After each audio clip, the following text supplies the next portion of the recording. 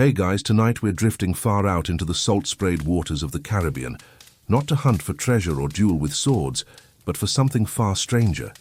Tonight, you're on the deck of a creaky old pirate ship, not bracing for cannon fire, but inhaling the buttery scent of fresh-baked crust and bubbling fruit filling. That's right. We're talking about pirates, real rum-soaked, gold-hoarding pirates, who once spent weeks preparing for an annual pie-baking contest. You wouldn't last 5 minutes here without accidentally stepping in gooseberry filling, or getting slapped in the face with a flowery apron. So before you get comfortable, take a moment to like the video and subscribe, but only if you genuinely enjoy what I do here. Let me know in the comments where you're listening from and what time it is by you. Are we baking at midnight together?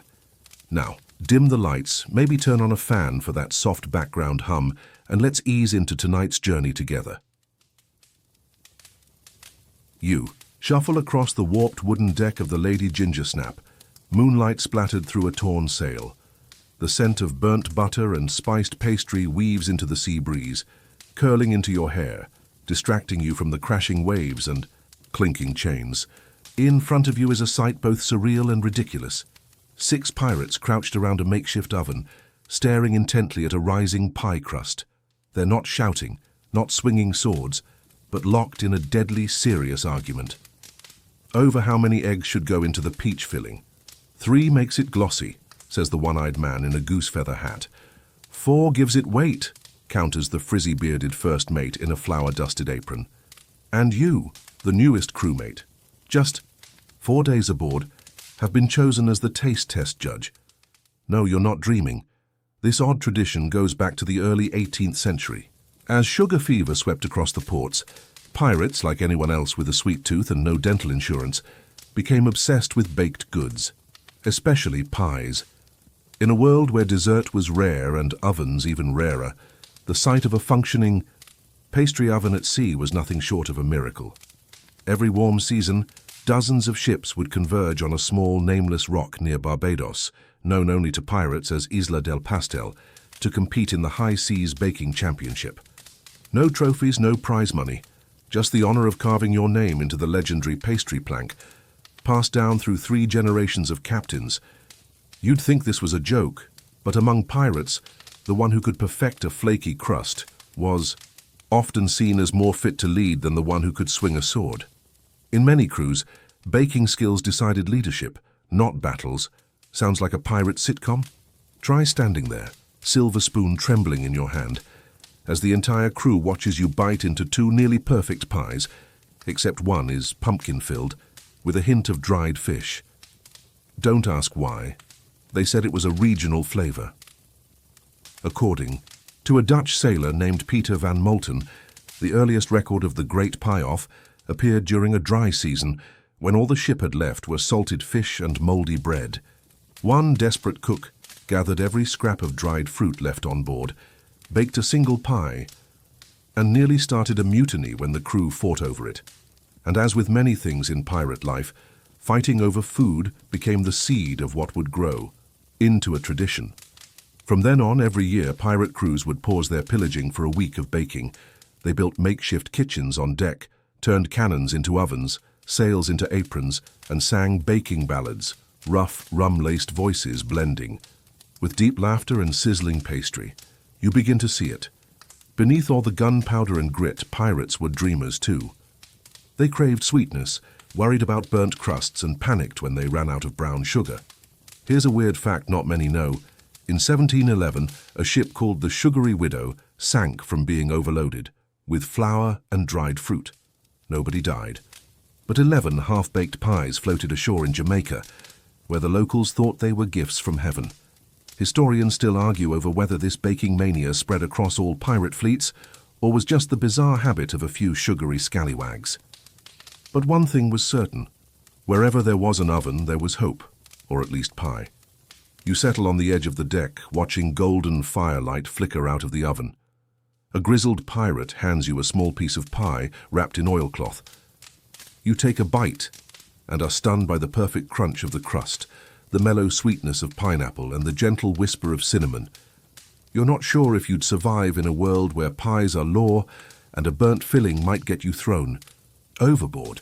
But something about this chaos feels oddly wholesome, and there are so many more layers to uncover.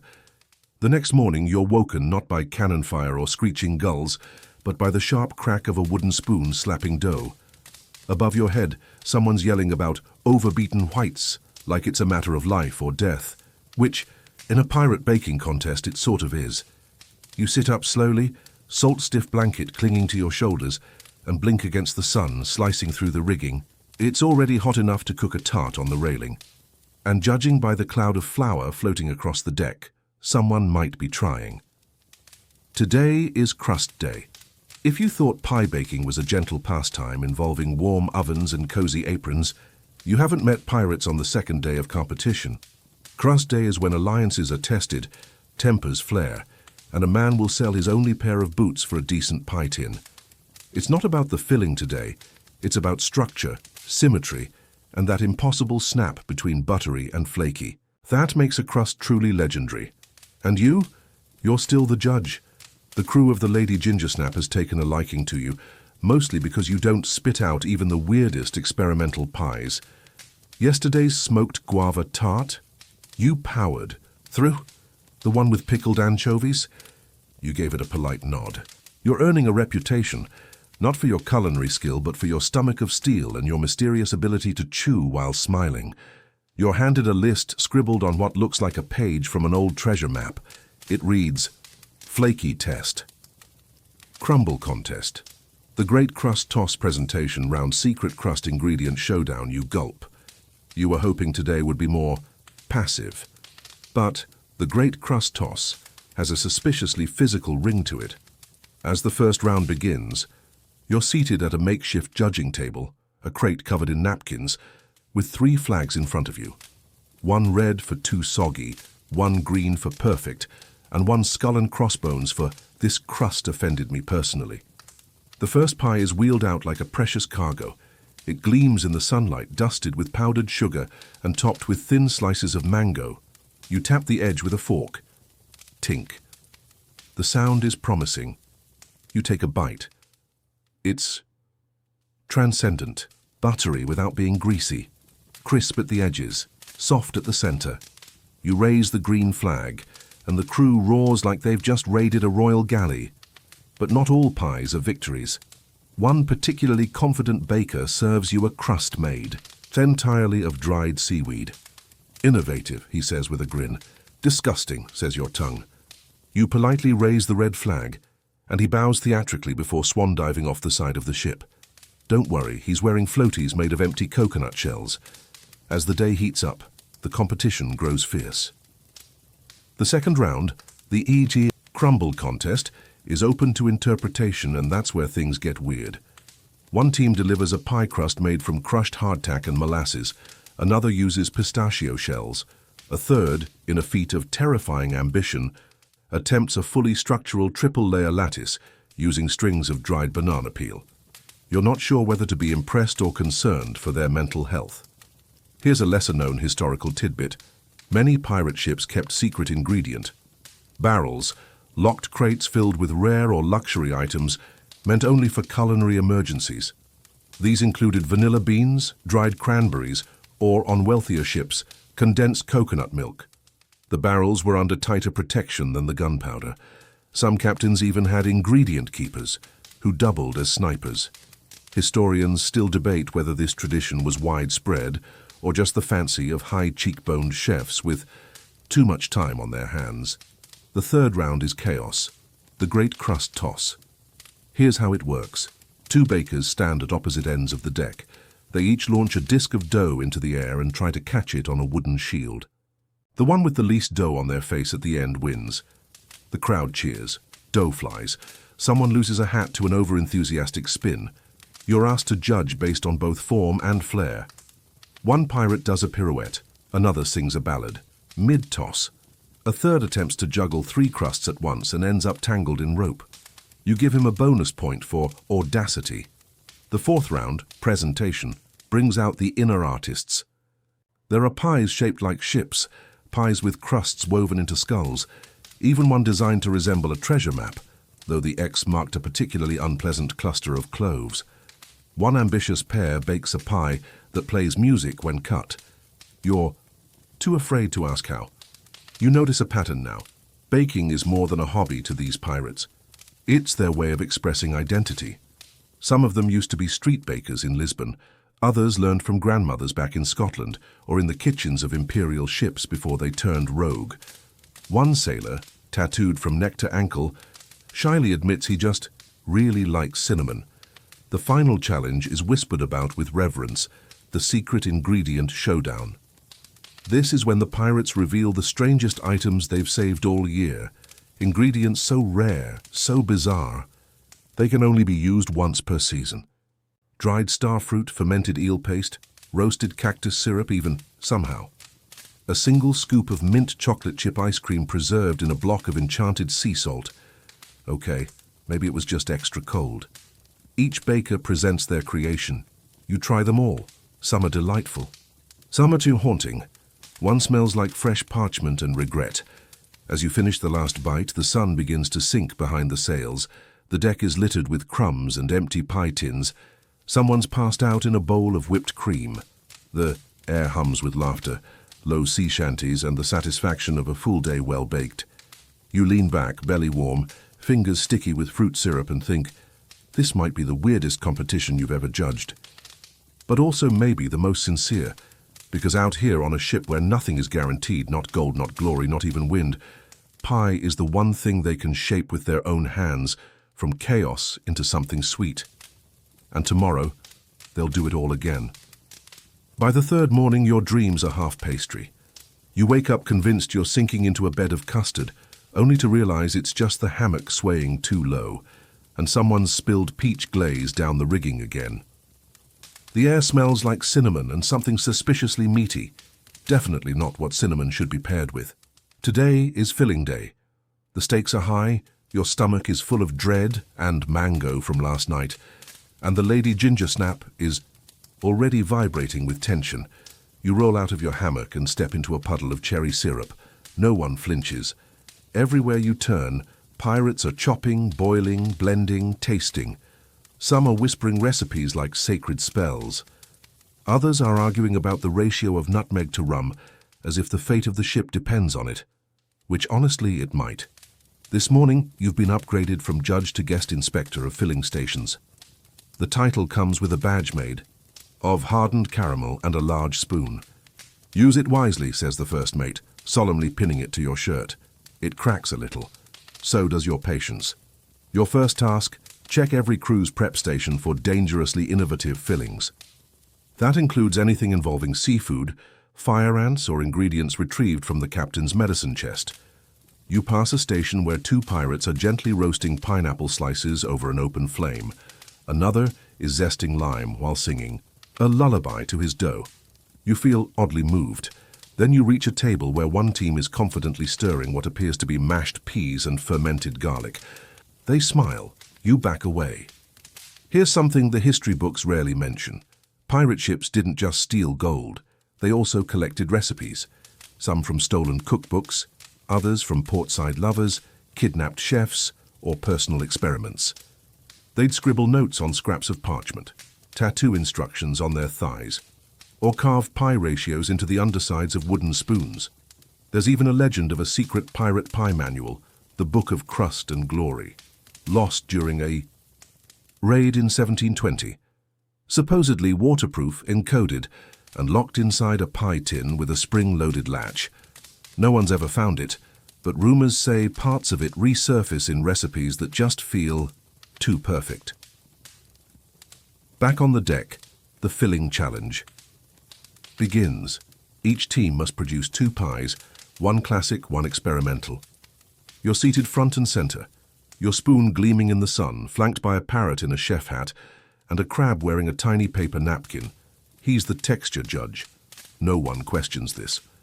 The classic pies roll in first: apple, cherry, peach, and one rich banana custard that makes you rethink your entire life. You lift your green flag more times than you expected. These pirates know their comfort pies. Then come the experiments. One team presents a coconut curry pie, spicy and sweet, served with a cold mango drizzle. It's bold, it's bright. You give a thumbs up and instantly regret using your fingers, because now they're permanently scented.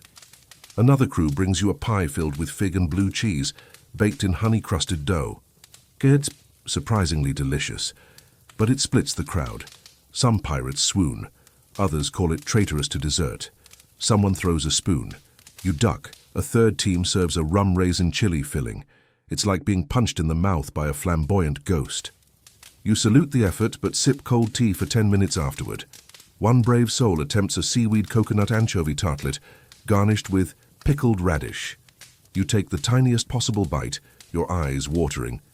He stares at you, hopeful. You nod slowly. Creative, you say. He beams like he's won the world. By mid-afternoon, the sun is brutal and the deck has become a sticky battlefield. You've eaten 23 different fillings and are slowly losing the ability to distinguish between dessert and hallucination. Someone starts playing a lute made from a pie tin and fishing line. The song is about the tragic fall of lemon basil, a filling that curdled in 1717 and broke a baker's heart so badly he left piracy for a monastery. You laugh, then pause. That might actually be true. Historians still debate whether the infamous crème brûlée betrayal of 1717 was culinary, or romantic, or both. A soft breeze rolls in, cooling your syrup-sticky skin. You lean back and watch the clouds, imagining them as floating meringues. A few drops of berry glaze plop onto your boot, and you don't even bother to wipe it off. That's when the captain appears, holding a pie tin above his head. Silence. Falls, even the crab judge freezes. This, he says, eyes gleaming, is a pie of legend. It's blueberry. But with an edge of something richer, darker, black walnut maybe? No one knows. He says it's a family recipe passed down from his grandmother, who once won a pie duel against a Dutch admiral, using only wild berries and spite. He slices it with reverence. You're handed the first bite. It tastes like thunder, like long lost, forests and childhood arguments. It's messy, it's magic, and just like that, the pirates all raise their forks and cheer. That night, the deck is quieter. Bellies are full, mouths are stained with berries, and someone is snoring into a bowl of whipped cream again. You sit by the rail, watching moonlight glint off a row of empty pie tins like medals of honor. You've eaten more sugar in 3 days than most people eat in a lifetime. Your spoon hand is sore. Your badge is mostly melted, but your heart feels weirdly light, because maybe, just maybe, filling your life with sweet, strange things like blackberry basil tart or a crew of gruff bakers who call you judgy isn't such a bad way to spend your days or your nights. You don't wake up to sunlight or cannon fire this time. You wake up to singing, soft, swaying voices, off-key, deeply heartfelt, with a rhythm that sounds like waves lapping against the hull. It's not a sea shanty exactly. It's something older, slower, a kind of pirate lullaby hummed between mouthfuls of pie crust and memory. You sit up in your hammock and look around. The deck is scattered with half-washed bowls, someone's asleep on a flour sack again, and your judging spoon is stuck to your boot. It's a new day. Today is Memory Pie Day. And while that might sound made up, and to be fair, most things aboard the Lady Gingersnap sort of are, it's taken deadly seriously here. This is the day when pirates bake pies based not on rules or themes, but on memory, childhood flavors, long-lost loves, pies eaten in dark corners of ports they never thought they'd see again. You stretch, trying not to knock over a bucket of blackberries that may or may not be fermenting on purpose, and find a note tucked into your sleeve. Today's not for judging, today's for listening. The captain. You look up. The crew is already setting up chairs. Not ovens, not contests, just chairs, in a circle. Someone brings you a cup of lukewarm tea with a sliver of lemon. Another hands you a slice of unlabeled pie, still warm, crust flaking, smell vaguely nostalgic. You take a bite. Cinnamon, plum, and something like childhood heartbreak. The first baker to stand is a wiry sailor named Mackerel Joe. No one knows if he's named after the fish or the smell. He clears his throat and holds up a simple golden pie. Pear and ginger, he says. The first one I ever stole. Laughter. But gentle. He tells the story. A market in Barbados. Too hot to breathe. A pie cooling on a windowsill. He was starving. He waited until no one was looking, took it, ran until his lungs burned, and ate the whole thing in one bite, even though it was still scalding hot. That pie burned my tongue so bad I didn't taste anything for 3 days. But it tasted like freedom. He sits down. The circle is quiet. You glance around and realize everyone is holding a different slice of pie. No two are the same. Some crumble with age. Some glisten like polished stone. One is shaped like a tiny boat. A young pirate named Rill stands next. She holds a square of blackberry pie topped with a dollop of salt cream. "My mother," she says, "used to make this every year on the first rainy day of the season." She said the bitterness in the berries reminded her of being patient. Waiting. For better sweetness, she pauses. She died waiting. But I still bake it, just in case the sweetness shows up. No one says a word. Someone passes her a flask of rum, wordlessly. She takes a sip. She smiles. You lose track of time. One by one. The pirates stand, share, slice, speak. There's mango tart from a lost twin. Lemon meringue from a bakery burned down in a raid. A sailor bakes a meat pie his father once made when they were trapped by a storm for 3 weeks. He made it with squirrel and desperation, he laughs. This one's with beef, slightly. Less desperate. Some stories are long, others are just a line and a nod.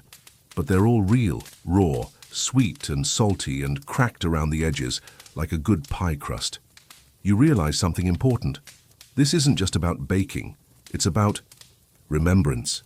And in a life where every day could be your last, where storms, navies, and mutinies lurk around every tide, preserving memory in the form of pie is a form of rebellion, of identity, of tenderness hidden in a crust. It's a form of pirate, love disguised in butter and spice. Toward the end, the captain himself stands. He holds no pie. Mine's gone, he says. I made it once, long ago. Never got the recipe right again, but I remember it. Cherry, dark as blood. Almond, sharp as betrayal. A hint of salt. And too much sugar because she liked it that way. He doesn't say her name. He doesn't need to. Then slowly the parrot waddles up, dragging something behind it with its beak. It's a pie tin. Shiny. Empty. The captain laughs and gives it a pat. That's how most love stories end anyway, he mutters. The sun is lower now, golden and soft, dappling across stained napkins and full bellies. You realize no one's asked for judgment, no one's comparing. There are no flags or scores, just crumbs and connection. After sundown, someone lights a lantern made from a sugar jar. The circle breaks up. Some go to clean, others to sleep. A few stay behind, staring out at the waves with eyes full of ghosts. You sit quietly, nursing a piece of banana pie you didn't ask for but were handed anyway. It tastes like someone's first heartbreak and second attempt. And maybe that's what makes it perfect. Because history isn't made of battles and treaties. It's made of this, of stories told over pie, of quiet recollections shared by moonlight, of flavor carrying meaning where words can't quite reach. You lie back using a flour sack as a pillow and close your eyes. The scent of cardamom drifts across the deck. Somewhere nearby, someone hums that pirate lullaby again. And you, full, tired, and a little bit melted around the edges, let yourself drift, because tomorrow's another contest. But tonight is for remembering. You wake to the sound of knives being sharpened, not in a threatening way, more in the determined, slightly theatrical way that pirates prepare for anything serious, like duels or soufflés. Today is crust day.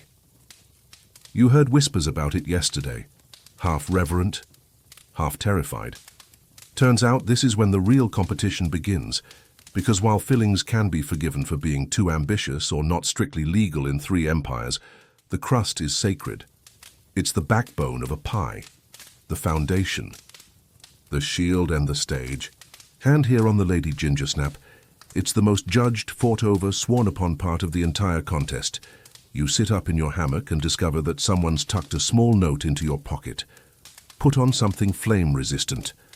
Real wise. Advice. You swing your legs over and immediately step into a small pile of flour. It's everywhere, coating the deck, the ropes, even the parrot's feathers. The entire ship has transformed into a floating bakery chaos zone. You pass one crew, shouting about butter to lard ratios. Another is furiously slapping dough like it owes them money. A third is gently whispering compliments to a bowl of pastry, claiming emotional support yields flakier texture. You let that slide. Your role today? Chief Crust Evaluator. Title bestowed by the captain himself, who pressed a golden rolling pin into your hands at dawn and said, "Make crusts tremble." You take the responsibility seriously. The pirates apparently do too. They've divided themselves into teams based on technique. Team Flake, obsessed with creating the lightest, most delicate layers imaginable. They roll with chilled marble. Slabs fan their crusts with folded palm leaves and threaten anyone who says puff pastry too casually. Team Crunch, believers in thick, golden-bottomed crusts that can withstand an artillery blast and still hold their shape. So you should be able to eat it with one hand and knock out a sailor with the other, they say proudly. Team We Don't Believe in Crust, radical minimalists who argue that a pie without boundaries is the future. They're mostly ignored and occasionally mocked. The first crust rolls out around mid-morning. It's golden, buttery, shiny from an egg wash so precise you suspect sorcery. You tap it with your spoon, tink. Perfect sound. The slice cracks delicately, holding its shape like a well-trained soldier. You nod. The baker grins like he's just pulled off a mutiny. But not all crusts are as cooperative. One collapses entirely, melting into a soft pile of sadness and almond oil. The baker stares at it like it betrayed her. "It was fine an hour ago," she mutters. "I even chilled the butter in seawater." Someone gently pats her shoulder. A crust funeral is held. Another bursts into flames. No one seems surprised. Third. One today, someone says, sipping tea, and then a fight breaks out, not with fists but with words, specifically short crust versus hot water crust. One group claims that short crust is the most versatile, elegant, and dignified option. The queen of crusts, they declare, fit for dessert and savory alike. The other group argues that hot water crust, though less delicate, is a triumph of engineering, sturdy, self-supporting, ideal for transporting fillings through stormy seas and long sieges. A middle faction suggests puff pastry, but they're quickly silenced by eye rolls and someone dramatically dropping a soggy bottom onto the deck. You try to mediate. Maybe crust isn't about perfection, you say. Maybe it's about purpose. Silence. Then the crab judge slowly claps with one claw. It breaks the tension. Barely. By noon, the testing begins. You try over 20 kinds of crust. Sweet, savory, herb-laced, caramel-glazed, sea-salted. One's infused with lavender and crumbles like a biscuit. Another is dyed deep green with spinach and tastes weirdly like hope. There's a savory crust made with bone marrow, thick, rich, and somehow intimidating. A citrus zest crust that crackles like morning sun. And one made entirely of crushed walnuts and honey that glues your molars together for a full 5 minutes. Worth it, you mumble. But the winner, for you at least, isn't flashy. It's a plain golden crust, gently blistered, perfectly balanced. Flaky at the edges, firm at the bottom. You ask the baker what's in it. "Just lard," he says, "and an old memory." He won't say more. Somewhere in the late afternoon, the parrot screams, "Soggy!" at an unlucky team. They look devastated. One baker cries into a bowl of flour. Another sighs, "We should have blind baked it." You hear stories whispered between rolls of dough. A crust in 1741, so perfectly layered, it was auctioned in Port Royal for more than a cannon. A cursed pie crust that crumbled every time someone lied near it. A cook who won 3 duels not with a sword, but by challenging enemies to replicate his crust's lattice pattern. Historians still argue whether that lattice had 9 strands or 10. It's one of the great culinary mysteries. As evening falls, you're crusted over in a fine sheen of flour and butter. Your spoon is worn down from so much tapping. Your tongue is confused. Everything tastes faintly of time. Someone brings out a celebratory pie, a double-crust apple and rum baked with cloves and cinnamon bark. It's not part of the contest. It's just for everyone. And as slices are passed around and laughter rises above the creaking masts, you sit beside the rail, watching the sky fade into orange and soft purple. You think, if crusts can hold such wonder, such memory, creativity, argument, and joy. Maybe they're not just foundations, maybe they're containers of meaning. You lick the last flakes from your fingers. One catches on the breeze and drifts away like confetti. Same time tomorrow? Someone asks. You nod, because tomorrow, it's Pie Weaponry Demonstration Day. And honestly, you wouldn't miss it for the world. The morning fog wraps around the Lady Gingersnap like a ghostly apron. It smells like nutmeg and tension. You've barely rubbed the sleep from your eyes when the captain's voice bellows across the deck. Stand back. Weapon test in progress. UI. Lurch upright just in time to see a flaming tart soar overhead, miss a mast by inches, and land with a hisses in the sea. A plume of cinnamon-scented steam curls up as the crew applauds politely. Today is Pie Weaponry Demonstration Day. Yes, it's exactly what it sounds like. And yes, you are now required to wear safety goggles made from caramelized sugar and 2 spoons. You don't ask questions. The history of pie as weapon, you're told, goes back centuries. Not just metaphorically, like he destroyed them in the baking round, but literally. Pirates and privateers, running short on gunpowder, low on cannonballs, but rich in fruit and frustration, found new ways to weaponize their kitchen skills. Some baked pies designed to explode on impact. Others preferred distraction tactics. Pies, so fragrant, enemy ships would slow down just to get a whiff. There's even a legend about a pirate queen who overthrew a mutiny using nothing but a lemon tart and an aggressively wielded rolling pin. Naturally, the Lady Gingersnap keeps the tradition alive. Every year, one day is set aside for the more tactical applications of pastry, and you, lucky you, get front row seats. The first demonstration is a classic, the cherry bombardment. A row of pies is lined up, red and glistening. Their crusts have been reinforced with toasted sugar glass, their filling loaded with extra tart cherries, the sour kind that hit your throat like betrayal. A specially trained crew launches them from a modified catapult. The pies whistle as they fly. The impact is more dramatic. Each one explodes into a sticky red spray on a distant wooden target, splattering it with juice and pride. One target, shaped like a French naval officer, loses a hat. Perfect, someone yells. Right in the epaulette. Next, the banana peel barricade. This one's more defensive. Teams create pies so slippery, so deceptively harmless looking, that boarding parties have historically fallen flat, trying to charge across them. Today, volunteers attempt to sprint across a line of these pies. One makes it halfway before sliding like a confused penguin into a barrel of whipped cream. You award style points. Then comes the infamous treacle trap. It's a deep dish weapon, a thick molasses pie baked to just the right temperature, so that when broken open it releases a slow-moving hot cascade capable of immobilizing boots and disarming sword hands. A test dummy is coated. You hear someone mutter, "That's what took down Captain Elbowbeard in '88. The parrot cackles, sticky doom, sticky doom. But then, a moment of unexpected genius. A soft-spoken baker named Elspeth unveils the whisper pie. It's not explosive, not flashy. Just a perfectly smooth pale green pie filled with silken mint cream. She cuts a slice. The scent wafts outward, cool, refreshing, eerily calming. You take a breath. Suddenly, you feel deeply at peace. Your shoulders unclench. The sea seems quieter. Even the parrot stops talking.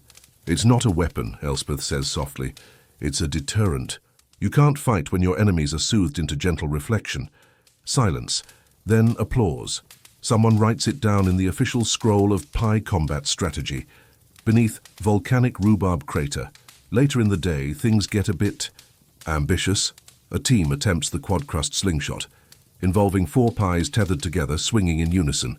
It ends with 2 pies lost overboard, one stuck to the sails, and the last one somehow embedded in the crow's nest. "Partial success," says the captain, scribbling notes.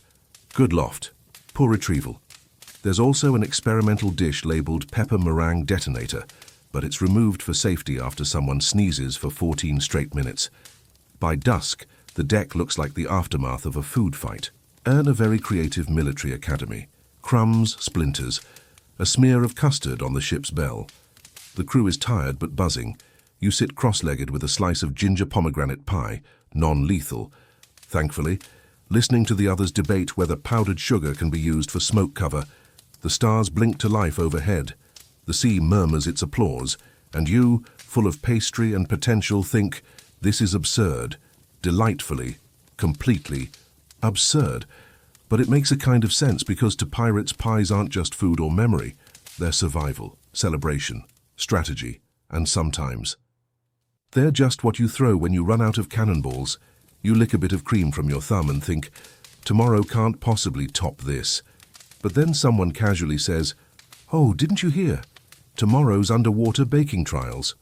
Of course it is. The sea is unusually still this morning. Not the kind of still that promises peace, but the kind that makes you squint at the horizon and mutter, something's definitely brewing. Turns out it's not a storm. It's steam, bubbling up from below the surface. Somewhere beneath the Lady Gingersnap, ovens are roaring. Quiet ones, clever ones, waterproof ones. Today is underwater baking trials, and you, naturally, are handed a diving helmet, a spoon tied to your belt, and a suspiciously heavy sponge cake labeled Test Subject 04. You don't even blink anymore. This is just life now. You descend into the water like an awkward scone, slow, clumsy, and full of curiosity. Below, the sea is strangely alive with motion. Pirates in bubble suits shuffle between coral-covered ovens, while jellyfish drift lazily, past layers of sponge cooling on floating racks. Somewhere to your left, two mermaids are arguing about the correct egg-to-crumb ratio. You try not to eavesdrop. You fail. I told you 3 eggs per cup. Under pressure, it's different. They used barnacle flour, you absolute kraken. You blink, that's new. The origin of underwater baking is deeply impractical. Some say it started as a dare. Bet you can't make a lemon tart 50 feet down. Others claim it was necessity, after a particularly smoky battle left the ship's oven in ruins.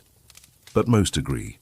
Baking underwater tests your patience, precision, and ability to keep flour dry in a place where flour should not be. There are legends, half laughed, half believed, of a baker named Old Seb who perfected steam-risen dough while fending off eels. His sea salt caramel shortbread, still feared today.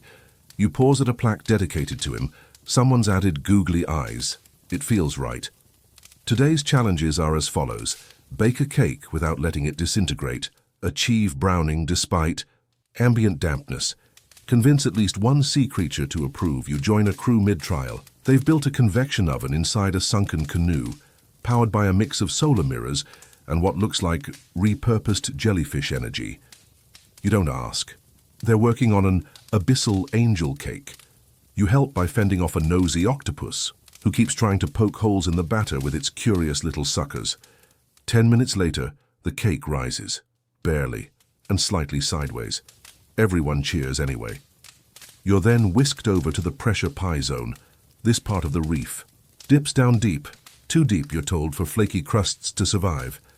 So the challenge is, how do you make a pie when gravity and science want it to be pudding? One team solves this by making crust after baking. They solidify it with edible coral shards, which snap in your mouth like victory. Another tries gelatin-based pastry. The result wobbles in your hands like it's afraid of commitment. You gently set it aside and move on, then comes your turn. You've been watching, says Rill, nudging you. Now you bake. You stare at the underwater pantry, no flour, no fire, no clue. But then inspiration. You grab pulverized sea chestnut, starchy crab oil, rich, slightly salty, spongeweed fibers, binds, kind of chewy, lemon peel, for zing, crushed sugar pearls. You hope they're sugar. You mix, the dough's a mess, it squelches. You press it into a shell, fill it with diced kelp and lime jelly, and lower it into a hydro-heated clamshell oven. You wait. 10 minutes. 15. Then, a pop. It's done. You offer a bite to the mermaid judges.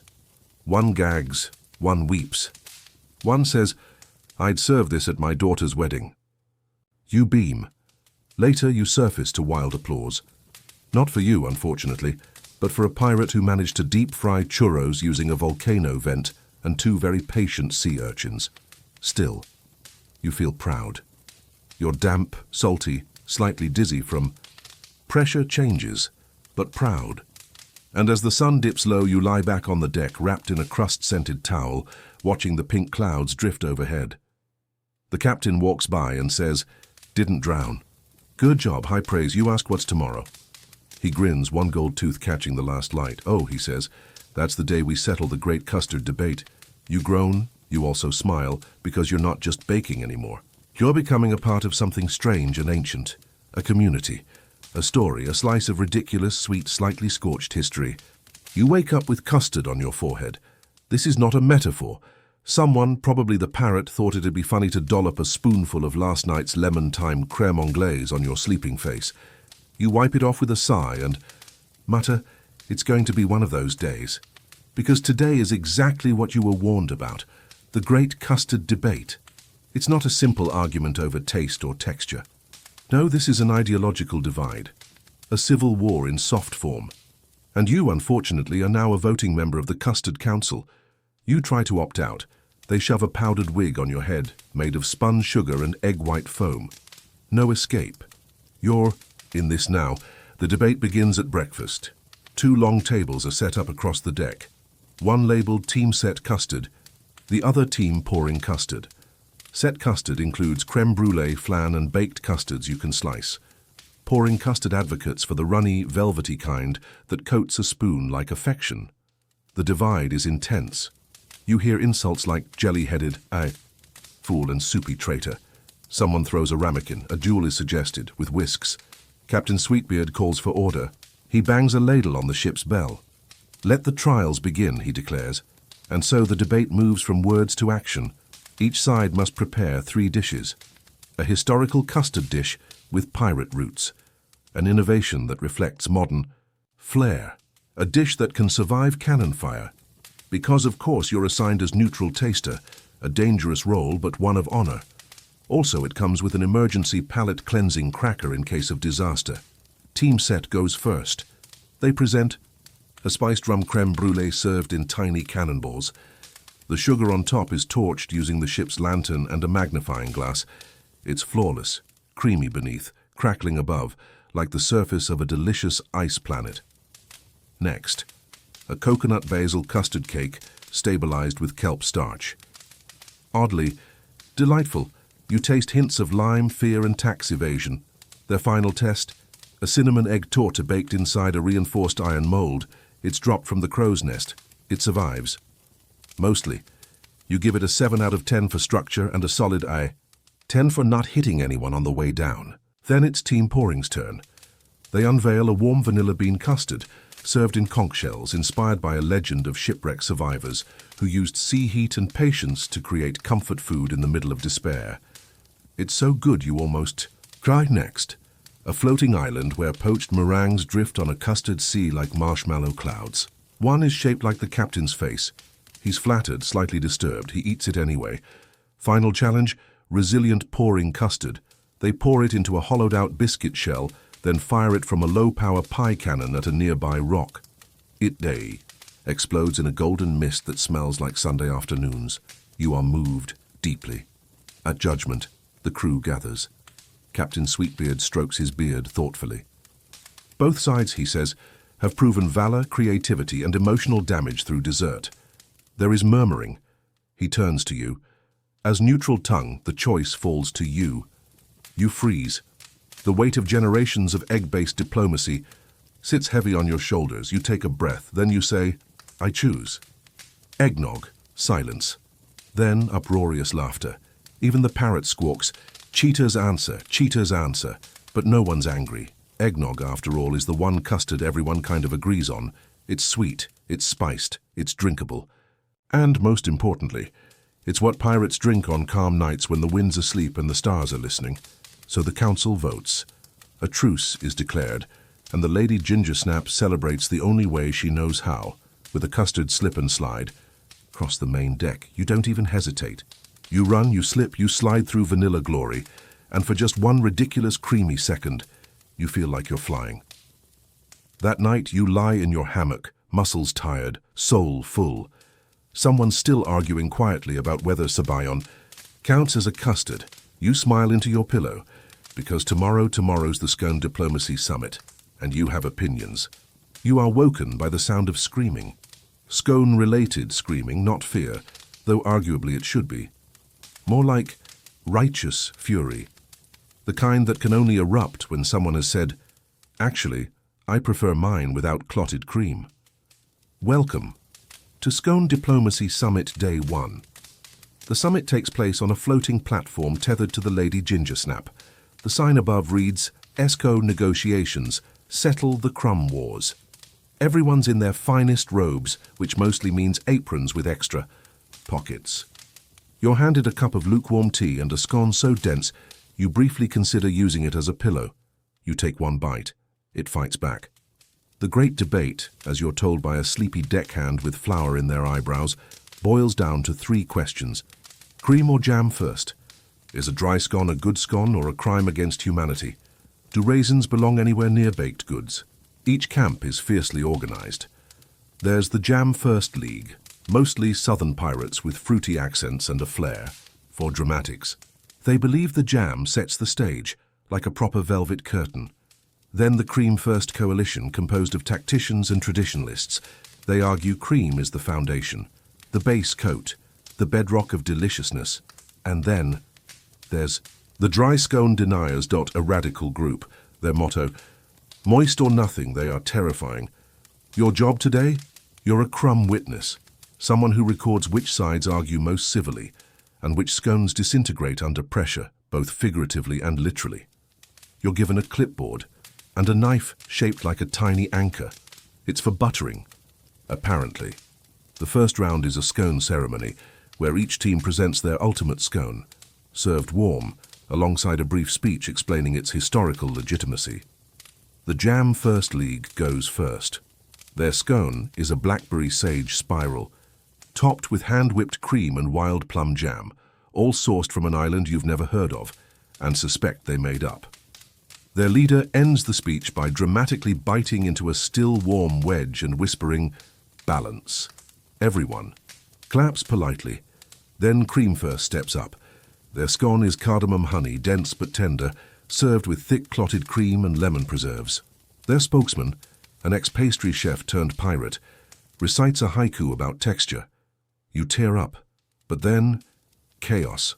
A rogue pirate from the No Raisins Ever camp hurls a scone across the table, shouting, "This is not diplomacy, it's dessert treason."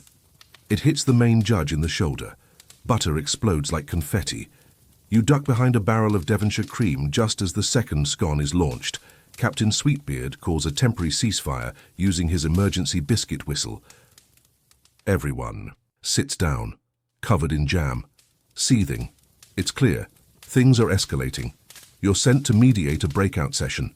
It takes place below deck, in what used to be the pickle room, but is now full of soft cushions, hot tea, and calming fiddle music.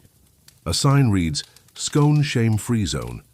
Here pirates are encouraged to speak their truth. One whispers, "Sometimes I toast mine and put a little cheese on top." Another admits they once dipped a scone in broth. By accident. But it kind of worked. You nod, scribble notes, and refill the teapot. Eventually, everyone settles down. Turns out, people just want to be heard and fed. By evening, the summit reconvenes. This time, there's a new rule. Hybrid scones only. Each team must work together to create something that combines both traditions. Cream and jam, but in unpredictable order. Daring flavor choices. Wild textures. You're paired with 3 pirates and a goat named Admiral Crumbs. Your team invents the double-stuffed compass scone, 4 quadrants, each with a different filling, cream, jam, fig paste, and something the goat found in the herb bin. The judges are impressed, especially when the scone forms a near-perfect circle and someone uses it to chart their next voyage. Functional food, one whispers reverently. As the sun sets, a truce is declared. Captain Sweetbeard raises a steaming mug of Earl Grey and says, "In the end, it's not about jam or cream. It's about having something warm in your hands when the sea gets cold." Everyone nods, even the goat. That night, you curl. Up in your hammock with a leftover scone tucked in a napkin beside your pillow. You're sticky, You're tired, but you're also oddly content. This pirate thing? It's messy, crumbly, sometimes flammable, but it's also sweet in all the right places. And as you drift off to sleep, someone on deck begins softly humming, a lullaby made entirely of scone puns. You smile because tomorrow is the secret recipe duel, and you've got a few tricks up your sugar-dusted sleeve. You wake up in the galley pantry. This was not intentional. At some point in the night, you must have wandered down here looking for a midnight snack, or perhaps sleepwalking in pursuit of one. There's a single raisin stuck to your cheek and a trail of flower footprints behind you like ghost evidence. You sit up slowly, the faint scent of cinnamon and sabotage hanging in the air. Because today, my friend, is the secret recipe duel, and someone has already tampered with the sugar barrels. Faima. Duel is legendary. Once a year, 2 pirates are chosen, usually from rival kitchens, to compete in absolute silence. No recipes, no talking, no tasting until the end. It's considered sacred and extremely messy. The origins of the duel, as the ship's historian once drunkenly explained to you over molten fudge, go back to 1742. 2 pirate bakers fell, in love with the same pastry apprentice. Instead of fighting with swords, they each made a dessert so devastatingly good, it caused everyone to faint for 3 hours. When they woke up, the apprentice had run off with the cabin boy.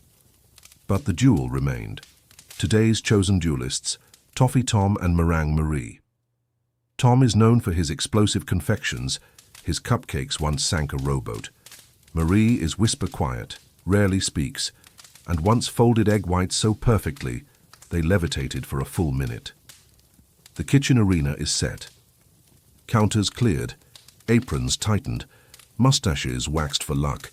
You're selected as part of the flower jury, 5 pirates who sit silently nearby, watching and judging. Not a word can be spoken until the moment of tasting. Also, if you sneeze, you're disqualified and turned into kitchen help for a week. No pressure. A bell rings. The duel begins. Tom starts furiously whipping butter and maple syrup. He works like a storm, flour flying, eyes blazing, everything caramelizing. Marie moves like she's conducting an orchestra. Her gestures are minimal, elegant. She creates a batter using lemon zest, honey, and something she pulls from a pouch labeled Secret Sea Dust. You don't know what it is. You do know it glows faintly. 20 minutes in, the galley smells like memory and danger. They roll, fold, sprinkle, torch, freeze. Marie's dessert involves liquid nitrogen and whispered apologies to the cream. Tom lights his on fire just because. You're starting to see why pirates don't need Netflix, then disaster. Tom's oven door sticks. He yanks too hard, bam. The door flies open, hitting the spice rack. A cascade of cinnamon, cardamom, and paprika rains down.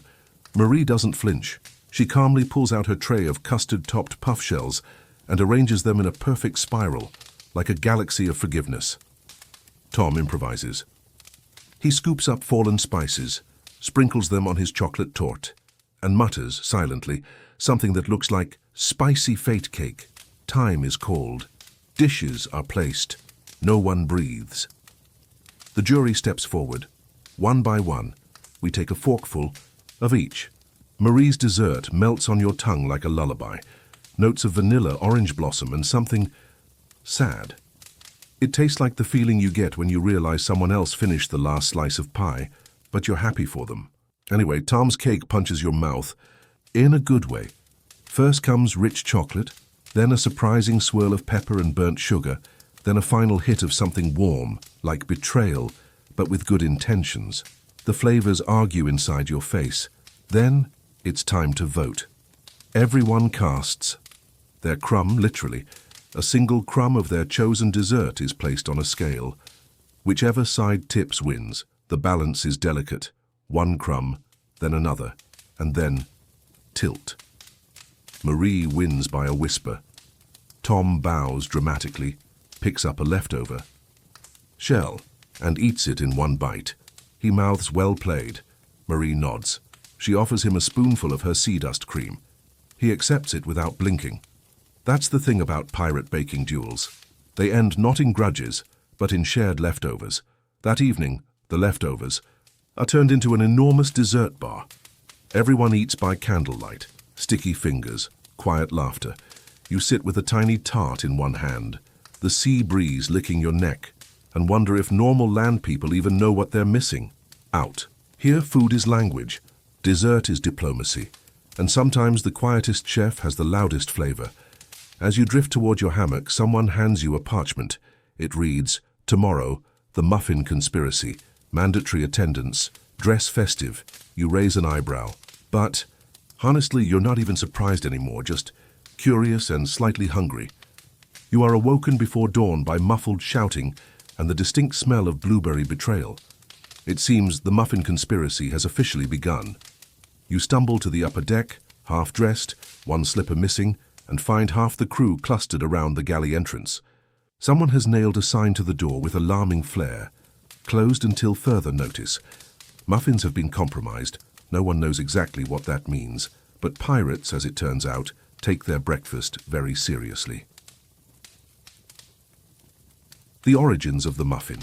Conspiracy are vague and numerous. Some say it began when a cinnamon crumble muffin mysteriously exploded in 1751, leaving behind only crumbs and the faint sound of laughter. Others insist it's political. Muffins are viewed by some as too civilized, too cupcake adjacent. One pirate once declared them traitorous biscuits with identity issues. But the current scandal, this one's all about the middle. See, someone, no one knows who, has been secretly hollowing out muffins, not all the way, just enough to remove the good stuff, warm jam centers, buttery cores, those delightful lava pockets of melty chocolate. What's left behind? Dry walls, false hope, emotional damage. You are appointed to a task force. Your official title, Deputy Crumb Inspector. Your job, find the culprit before second breakfast. You're handed a magnifying glass, a list of suspects, and a half-bitten muffin. You do not feel qualified. Still, you begin your investigation with the elegance of a sleep-deprived raccoon. Suspect: 1 Lemon Laura. Her muffins are pristine, tart, and suspiciously symmetrical. She claims innocence, but you notice her apron is way too clean for someone who bakes at dawn. Suspect: 2 Biscuit Pete, famous for hating muffins, calls them cake. Cowards. You ask him what he was doing at 3 a.m. He says meditating near the butter churn. You pretend that makes sense. Suspect 3, the Muffin Twins. Technically one person wearing 2 hats. They insist they've been framed. We add fillings, they plead. We're muffin philanthropists. You're not convinced. To solve the case, you go undercover. You disguise yourself as a sleepy sous chef, not hard honestly, and join the morning prep crew. You spend 2 hours sifting flour, peeling bananas, and pretending to know what a streusel is. You also taste test every muffin that comes out of the oven, for science. Your findings: some muffins do feel lighter than they should. Others are weirdly tense, like someone stuffed them with decoys. You bite into one and find a tiny scroll. It reads, "Trust no one, not even the bran." Your stomach drops, and not just because that muffin was dry enough to qualify as sedimentary rock. At mid-morning, you convene the muffin tribunal, 3 judges, 1 goat witness, a table stacked with suspect. Muffins. You present your evidence, the missing cores, the suspicious textures, the scroll. Biscuit Pete faints when you reveal the apricot decoy. Then you hear it, a soft squish. Everyone turns. It's Lemon Laura. Her apron, now dusted in flour, shifts slightly as she adjusts her stance. Something falls from the pocket. A spoon, dripping. With warm raspberry jam, gasps echo across the deck. She breaks, cries jammy tears, admits everything. "I just wanted to make muffins." "Interesting again," she wails. "People don't respect muffins anymore. It's all croissants, this Danish." That no one stops to appreciate a golden dome of crumbly humility. She's sentenced to muffin reflection. 2 days of solitary baking followed by an apology tart. The muffins, once cleared, are served at last. You bite into one, still warm, jam center intact, a little too sweet, a little too tender. Perfect. The crowd cheers. Muffins are redeemed. Someone hoists a tray in the air like a championship trophy. For the rest of the day, every pirate you pass offers you a muffin.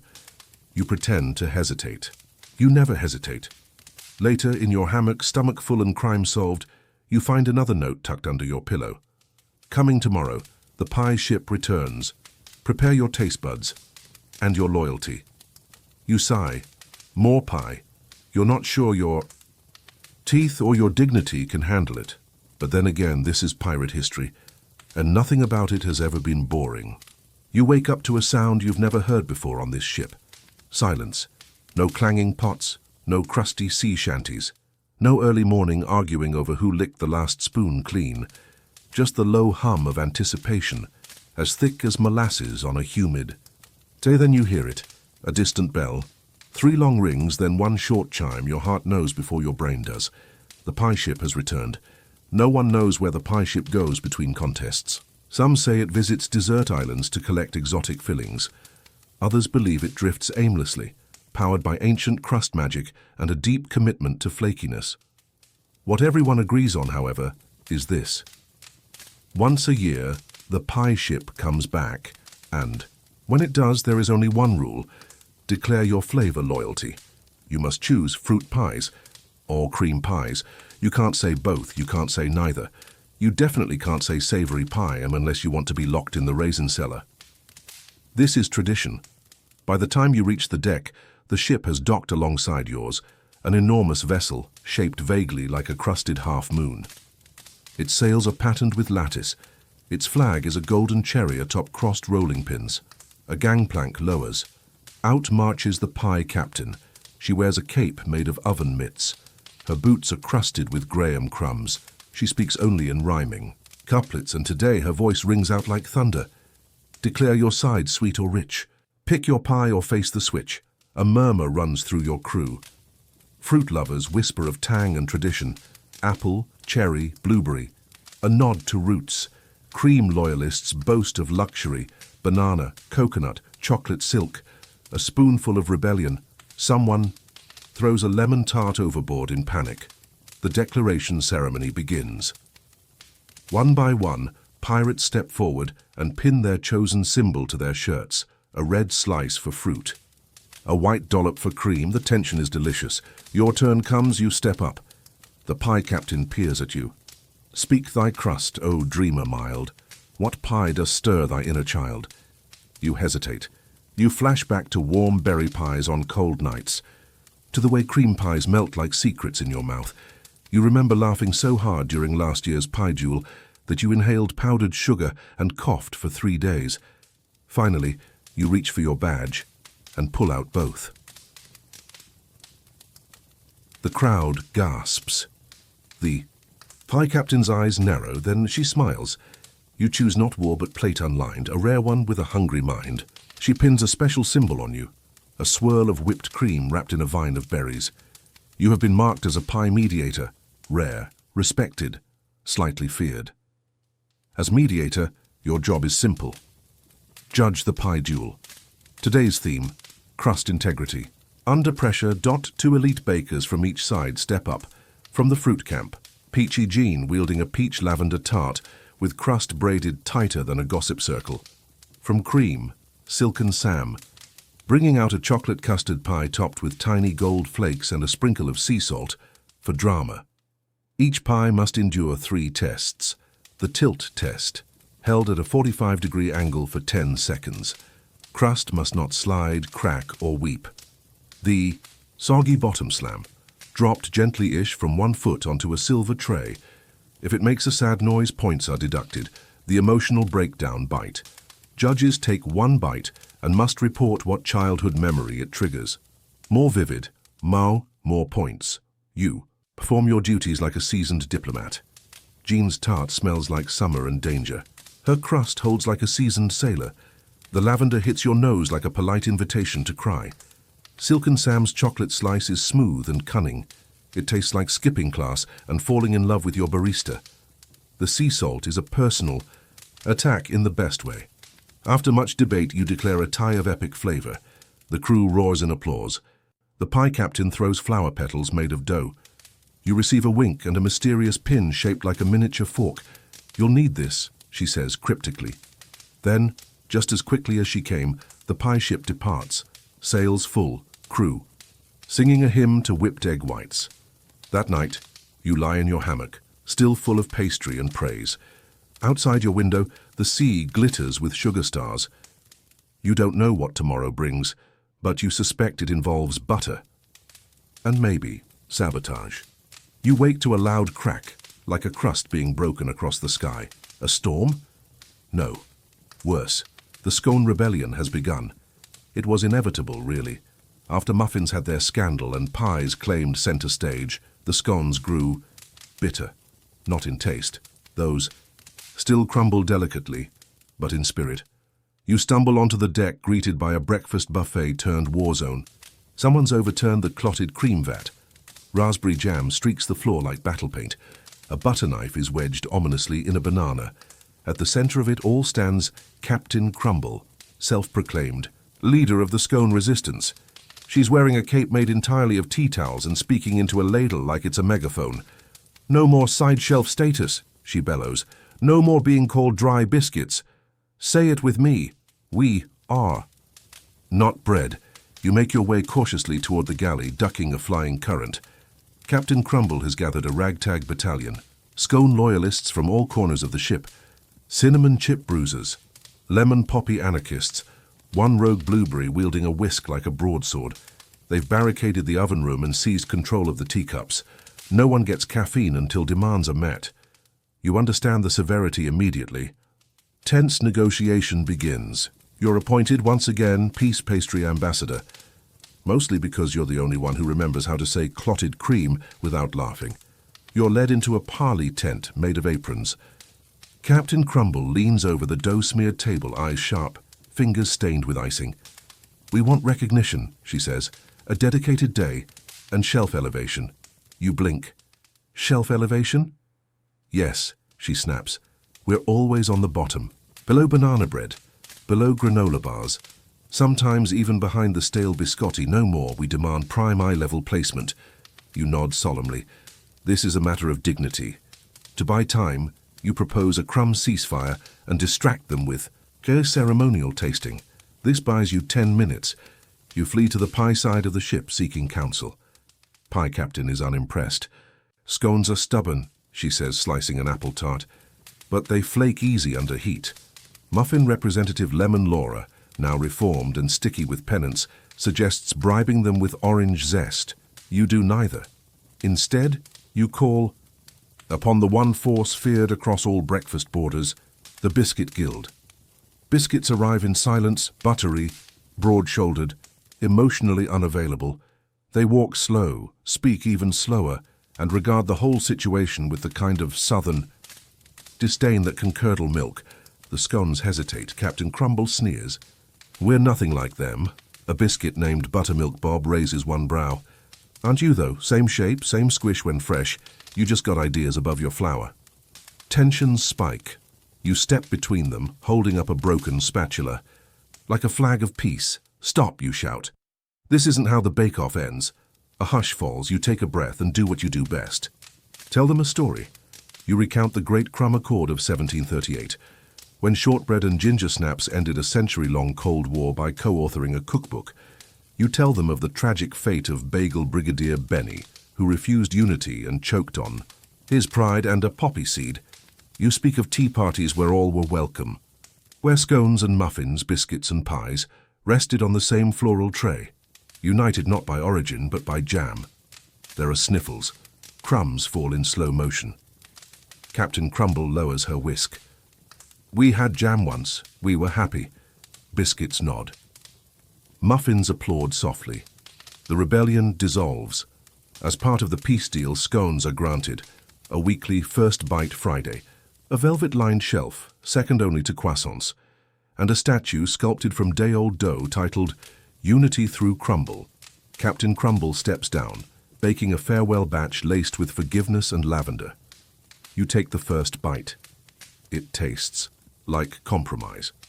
And lemon, that night someone tucks a note under your pillow again, but this time it's shorter. Tomorrow, the macaron problem. Too pretty to trust, too sweet to ignore. You sigh. Your mouth is tired. Your napkin collection is growing. But history, especially dessert history, doesn't sleep. You're dreaming of nothing. That deep, buttery nothing that only comes after 2 servings of lemon lavender scone and a hard-fought pastry truce. You're floating in whipped cream clouds. A pie sun glows overhead. Then the scent hits you. Not sugar. Not spice, almond, and suspicion. You sit up. Something's wrong. The air feels too crisp. The ship too quiet. The usual night snorers, Biscuit Bob, Muffin Laura, are silent. Even the wind is holding its breath. Then you see it. Gliding toward your ship in eerie perfection is a vessel too symmetrical to be trusted. It gleams in the moonlight like a sugared mirror. Its sails are pastel. Its crew, impossibly well-dressed. Color coordinated. Pursed lips, brows arched to impossible angles. The Macaron embassy has arrived. You've heard of them, of course. Dainty, delicate, dangerously diplomatic, made of almond flour, egg whites, and mystery. They speak in soft French accents, move in choreographed silence, and serve no one but their own aesthetic. If croissants are poets and muffins are working-class heroes, macarons are art students with powerful family connections. The macaron ambassador steps off the plank without making a sound. She floats, practically her shoes never touching, a single crumb. Her outfit is the color of faded pistachio, and her eyes scan you like a Pinterest board come to life. "We have come," she says, "to restore balance to Z palate." A summit is demanded. All desserts, pastries, and baked goods must gather in the great crumb hall. The mess deck hastily dusted with powdered sugar to make it seem more regal. The macarons want something that terrifies every shipborne baker. Flavor tax. In short, if your dessert exceeds a certain flavor threshold, too much nutmeg, too many citrus notes, not enough restraint, you'll be fined a garnish. Literally, they'll take your sprigs of mint, your zest curls, your decorative sugar glass, your flair. It is time, the ambassador says, for minimalism. Outrage. The Muffin Guild protests first. Half our flavor is chaos. The scones huddle nervously, fearing a crackdown on jam-core fillings. Even Pie Captain seems rattled. They want what? To regulate taste? The macarons say nothing. They sip lukewarm tea and make notes in tiny notebooks that smell faintly of rosewater and judgment. You're once again pulled into duty, flavor liaison, taster of all, neutral spoon. And so, reluctantly, you attend the macaron ceremony of evaluation. Each dessert must present itself. The macarons sit on crystal chairs, each with a tiny silver hammer. First up, a molasses cookie. The ambassador takes one bite. Her lip curls. Too bold. Tap. A garnish is taken. Next, a slice of caramel pecan pie. She sniffs, so heavy. Tap. Off goes the whipped cream swirl. You watch a cinnamon bun get reduced to a doughy spiral. A lemon tart loses its powdered sugar. Even the usually unflappable brownie gets trimmed. It's all too much. Finally, it's your turn. You present a humble crumble apple, cinnamon, hints of nutmeg, served warm, the opposite of precise. A dessert that dares to be messy. The macaron ambassador lifts her tiny fork. She takes a bite, then another. Her hand trembles, and then, quietly, a single tear rolls down her cheek. Zis. Reminds me of my grand-mère. She baked like Zis, no scales, just feeling. The room gasps. Someone drops a truffle, a silence more powerful than thunder. The ambassador rises. There will be no flavor tax, she declares. A muffin faints. But perhaps, she continues, we all remember what dessert is truly, about the joy of memory, crumbs and chaos. The macarons nod, slowly, synchronized. One by one they remove their sugar pearls, their edible gold flakes. They eat a raw croissant. Someone giggles. It's the first time anyone's heard a macaron laugh in centuries. The night ends in dancing. Marzipan ballads are sung. A jelly roll does a cartwheel. You're given a token of appreciation. A single. Pale pink macaron with a gold M painted on top. It will never go stale, the ambassador whispers. It is enchanted. You nod like that makes sense. Later, back in your hammock, You examine the little macaron. It hums faintly like it remembers music. You tuck it into your pocket. There's a knock at your cabin door. Another note, this one in scratchy handwriting. Tomorrow. The yeast conspiracy. You sigh. Why can't bread just rise without drama, you whisper. But you know the truth. It never does. You wake up to a soft pop. Then another and another, like bubbles, and except thicker. Doye. You rub your eyes, stumble to the deck, and see it. The ship is covered in foam. No, not soap, not sea spray, but yeast foam, sticky, warm, and rising.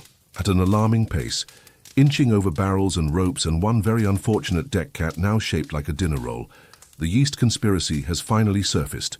You were warned. You didn't listen. Now it's in the air, it's in the bread. It's even in your beard if you had one. You follow the foam trail to the lower deck, where strange music pulses from behind the pantry door, slow, thumping rhythms like a bread machine. Trying to beatbox, you crack it open. And there, in a haze of flour and fermentation, they stand, the proofers, a secret society. Half bakers, half cultists, all wearing aprons with cryptic stains that somehow spell Latin. They move in slow motion, kneading dough on ancient stone slabs. One of them sprinkles something into a mixing bowl with reverence and whispers, "For gluten binds us all." They notice you. You try to close the door. Too late. A proofer in a baggy croissant robe blocks your exit. "Welcome," she says, "to the inner loaf." You're dragged, gently, respectfully, into the yeast chamber. It smells like a bakery and a biology lab had a baby. At the center is the mother starter, a bowl, covered in linen, bubbling with unnatural life. Its surface undulates. As if breathing, someone plays violin softly to soothe it. You are informed that this starter is centuries old and contains spores from the original sourdough baked in an 18th century prison bakery in Wales. You do not ask questions, you just nod, slowly. The proofers believe that yeast is not merely alive, it is aware. It chooses, it remembers, and now it's rising faster than it should. Why? Someone, they whisper, has fed it sugar after midnight. You gasp. But that's forbidden. They nod. Yes, and deeply sticky. The yeast is now growing out of control. Bread loaves are exploding in the galley. A baguette was last seen floating by the stern like a canoe. Muffin Laura has barricaded herself in a mixing bowl, mumbling about gluten ghosts. Captain Pie is missing. Only you, yes you, are untainted by yeast. The proofers say you must descend into the starter. There's a ladder, you hate the ladder, but you go inside the starter, yes, inside. The air fizzes like carbonated milk. Bubbles rise past your ears. You hear whispers, doughy and low, flour, flour. You reach the core. There, floating in a gelatinous amber blob, is a time-stamped sourdough scroll. You retrieve it, climb back up. The proofers unroll it with floured fingers. It reads, "Do not feed after dark, or yeast will rise and never rest." Below, a single signature, Benedict Crust, the first baker. The one who supposedly vanished during the Great Brioche implosion. The plot thickens. So does the dough. A plan is formed. To settle the yeast, you must bake a ceremonial loaf of balance. An ancient, nearly forgotten recipe that blends all elements. Sweet, honey, savory, salted butter, sour, sourdough starter, bitter, burnt crust umami, one anchovy for reasons never explained. The whole ship prepares. The scones return to their old oven stations. The muffins chant, even the macarons. Ever graceful, beat eggs with solemn dignity. You oversee it all. The loaf is formed, scored with a spiral, brushed with egg wash and slid into the great oven. And then you wait. It rises perfectly. No panic. No overflow. Just a golden, fragrant dome. Crisp on top, soft inside, glistening slightly in the candlelight. The yeast quiets. The proofers kneel. You slice it. You eat. It tastes like home, and storms past, and the best parts of a bad memory. You sleep that night in a bed made of braided challah, and on your pillow once more a note. Tomorrow the caramel smugglers. They always leave things a little too sticky. You sigh into the darkness. This ship will never be normal, but somehow it always smells like breakfast. It begins with a single boot print, sticky, glossy, and faintly scented of vanilla. You follow it instinctively, stepping around globs of something sweet and suspicious. One step, then another, until suddenly your foot won't lift. You're stuck. You look down. A puddle of caramel, still warm, still oozing. It clings like betrayal in dessert form. You hear laughter, low, sly, and accented like someone who's eaten too many tarts in foreign ports. You turn and there they are, the caramel smugglers. Shimmering coats, slick moustaches, eyes like burnt sugar. They walk like they've never been caught. Because, well, they haven't. Until now. The ship has been infiltrated. At first, it was subtle missing supplies, sticky doorknobs, a crewmate's pillow mysteriously fused to their face. Then came the smell, burnt sugar and guilt. You follow the trail into the hold and discover a hidden chamber, lined with barrels, jars, and tins. Not of gold, not of spices, of illicit caramel. The good stuff. The kind that's been aged in oak, triple spun, whispered over by monks, smuggled in candied fruit crates and boot soles. Someone's been running a black market dessert ring beneath your feet, and now it's oozing into the light. You confront Biscuit Bob first. He's twitchy. Crumbs cling to his collar like lies. He cracks immediately. It wasn't me, I swear. It was the Gelato twins. They're the ones running the caramel racket. You pause. We don't have Gelato twins. He blinks. Exactly. You gather. The crew for a midnight inspection. The macarons arrive in matching cloaks. The muffins arm themselves with jam-glazed ladles. Pie Captain returns from wherever he vanished, muttering about being temporarily absorbed by a cinnamon vortex. He smells like trust issues. You open every crate, every barrel. And then you find it. A false floorboard under the kitchen sink. You pry it open. Down below, the sticky vault. Inside, a glowing chamber of caramel. Not just sauce, bricks of it. Glossy.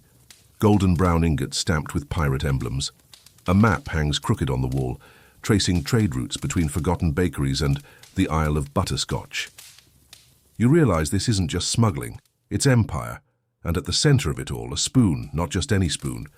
A ceremonial caramel ladle shaped like a swan, forged in the fires of a volcano bakery. Whoever holds it controls the flow. Naturally, say it sticks to your hand. You are now the sweet one. But power changes things.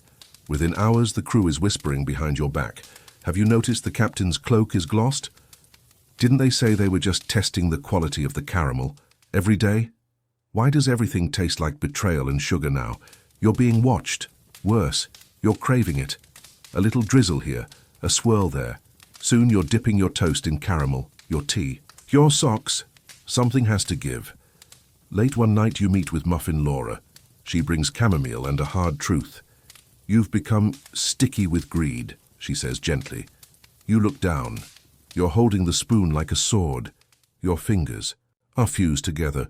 You nod. It's time. The next morning you summon the crew. You step forward, raise the spoon and break it in half. Gasps echo. Macarons faint. The caramel vault begins to tremble. You explain gently that from now on caramel will be shared. No more hidden barrels. No more black market stickiness. Only transparent drizzle. You declare a new holiday. Sticky peace. Day. All desserts will be lightly glazed in harmony. The vault melts. The ship smells divine. You sleep that night surrounded by spoon fragments and soft applause from pudding ghosts. Another note waits on your pillow. Tomorrow, the secret of the EE. Singing tart. They say it only sings when no one listens. You chuckle then, in the silence you swear you hear. A melody. Soft, crusty, mysterious. You wake to a sound so strange, so delicate. It feels like a dream remembering itself. It's a hum. Not quite human. Not quite wind. Not quite anything you'd confidently describe without sounding like someone who's licked too many icing spatulas. It's coming from the galley. Specifically, the pie shelf. You tiptoe past the sleeping muffins, slide through a curtain of drying herbs and find it. A single tart. Small, golden. topped with a swirl of something jewel-red and glistening, and it's singing, not loudly, not operatically, but softly, almost shyly, like a lullaby made of fruit and memory. You blink, then, ever so gently, you lean close, too close. The song stops. You wait. Nothing. You back away. 3 steps. It starts again. You test it. Closer. Silence. Farther. Music. You call Muffin Laura. She tests it too. Same result. She gasps. It's real. It's one of the listening pastries. Your brow crinkles. You've heard whispers, pirate legends mostly, desserts that only sing when no one's paying attention. Supposedly enchanted by ancient confectioners with trust issues and too much free time, but no one's seen one in decades, let alone heard one, until now. You gather the crew. Everyone's intrigued, especially Pie Captain, who whispers, "I once knew a cupcake that spoke fluent Spanish." You test the tart again. The rules are clear. If you look directly, silence. If you pretend to ignore it, lullaby. If you genuinely stop caring, full verse and chorus. Unfortunately, pirates are terrible at pretending not to care. Enter the Eclairs, a pair of retired pastry spies from the Meringue Wars. They specialize in distraction, espionage, and pretending to be very bored at all times. You bring them in, they sit, arms crossed, brows raised, complete indifference radiating like stale cocoa. The tart sings loudly, in perfect harmony. And the words, their directions, coordinates, a location whispered in melody, something about South by Jamdrop and turn at the Cinnamon Reef. You chart it. You realize the singing tart is not just a novelty, it's a map. The ship changes course. You sail under skies the color of overripe plums. Clouds shaped like soft-serve twist above you. The ocean smells faintly of nutmeg. As you near the destination, odd things begin to happen. The compass spins, then melts into toffee. The stars realign into pastry symbols. A flock of birds follows. Chaos is made entirely of crust, and then, through the fog, you see it, Isle Harmony, a place lost to charts and reason, covered in orchards. Filled with music, every tree hums in key. Even the waves seem to sway in rhythm, and in the center, on a pedestal of stacked shortbread, sits the grand tart. The original, the first tart to ever sing, the one they say can unlock the secret to eternal sweetness, or terrible indigestion depending on who you ask. You approach the grand tart slowly. It watches you, or rather, it feels like it watches. Like a dessert that's too self-aware for comfort. The music stops, then begins again. But this time it's in your mind. You hear a story, not in words but in taste, scent, memory. A baker who sang into her dough, a storm that ruined everything, a single tart saved from ruin, a promise that one day the sweetness would return, in harmony. You step forward. You whisper, "I'm listening." And the grand tart opens, not splits, not breaks, opens, revealing a tiny scroll no bigger than a breadstick. You take it, unroll it. Inside a single phrase, balance isn't blandness, it's bravery. You understand, it's not about sweetness or silence. It's about knowing when to sing and when to listen. You return to the ship. The crew gathers. You place the grand tart at the helm, not to lead but to remind that every flavor has its moment, and that sometimes the quietest songs are the ones that stay with you longest. That night as you sleep, the waves hum a lullaby you no longer need to ignore, and on your pillow, as always, a note. Tomorrow, the great jam duel. They fought for love. They died for raspberry. You snort, softly in the dark. Your dreams smell like strawberries and truth. It begins as all ridiculous duels do, with a spilled jar of raspberry jam. Not just any jam, of course. This was Duchess Cerise's Velvet Reserve, harvested under moonlight from wild raspberries that only grow on cliffs insulted by lightning, and someone you suspect intentionally knocked it off the shelf. The ship freezes. Everyone stares. A single raspberry blob lands with a soft plop on the deck, slowly oozes, and then Captain Flan and Marmalade Jean lock eyes. No words, just history, thick, sticky, full of seeds. Backstory time. Captain Flan, once known as the Custard Cutthroat, claims raspberry jam belongs atop lemon tarts only. Marmalade Jean, former knight of the toasted round, believes raspberry jam is the superior dual layer for shortbread. Both have suffered heartbreak. Both blame raspberry jam, and both made a vow. If ever again they crossed sticky paths, jam duel. No exceptions, no napkins, no spoons, just jam. You try to intervene. Can't we just make more jam? They stare at you like you suggested watering down hot cocoa. No, Captain Flan says. Jean nods. It's about honor. Within hours, the ship transforms into a culinary arena. Tables flipped, sconces removed, pudding shields issued to the front row. The rules are simple.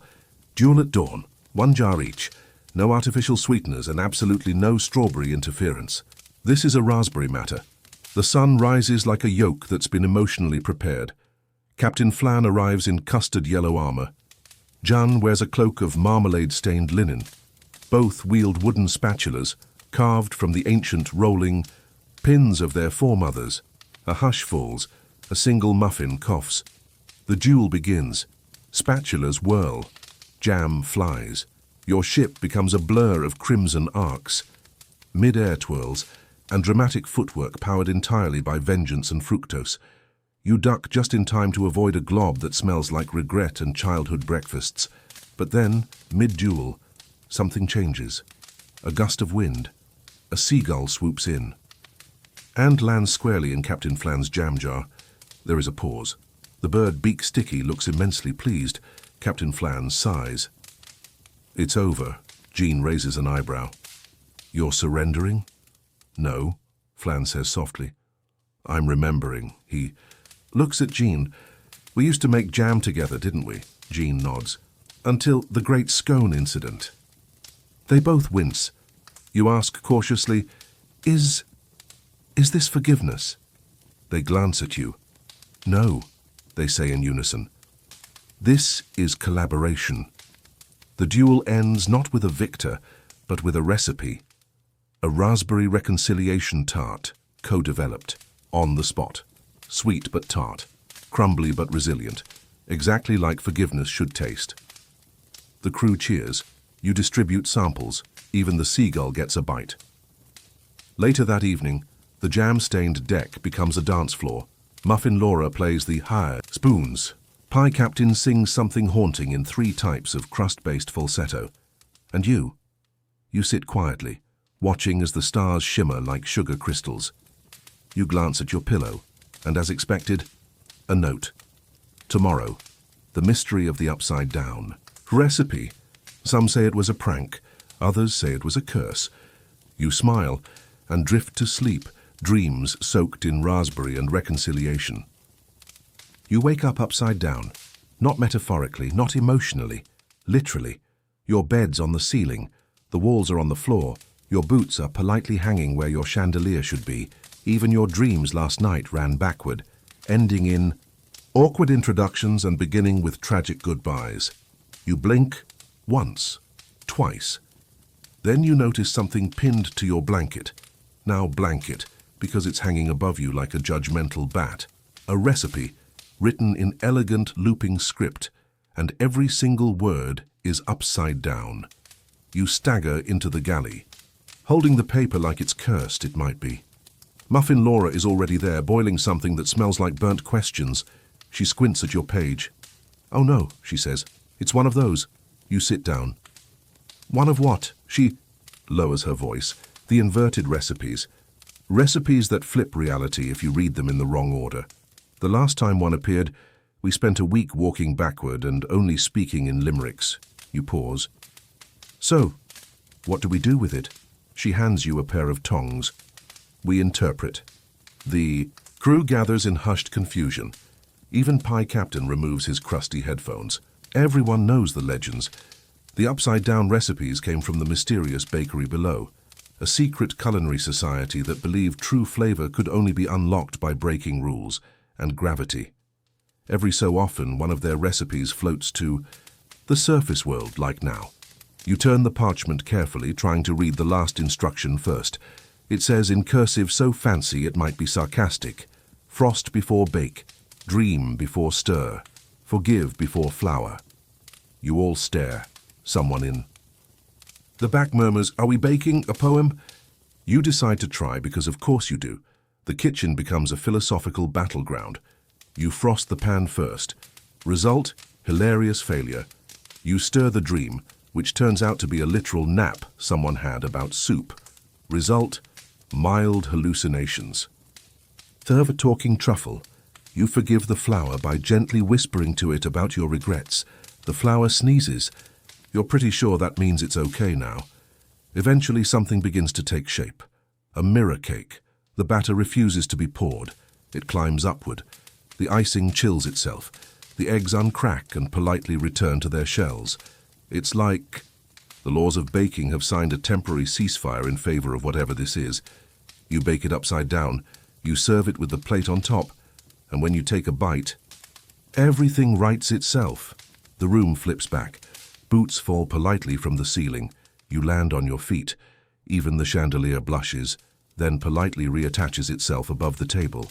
The cake tastes like backward laughter, childhood memories in reverse, and an argument that somehow made your friendship stronger.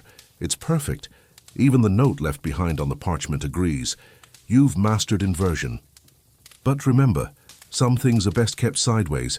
You fold the recipe carefully. You'll keep it just in case another day turns upside down. The crew cheers. Pie Captain is crying again, quietly, into a sponge cake, and on your pillow that night, a new note. Tomorrow, the cocoa conspiracy. They said it was hot chocolate. It was never hot chocolate. You close your eyes, and just before sleep, you whisper, "Forgive before flower." The stars nod in agreement. The day begins suspiciously normal. The waves sway like lazy thoughts.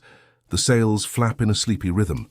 Muffin Laura is humming something suspiciously upbeat while arranging spoons by emotional category. You don't trust it.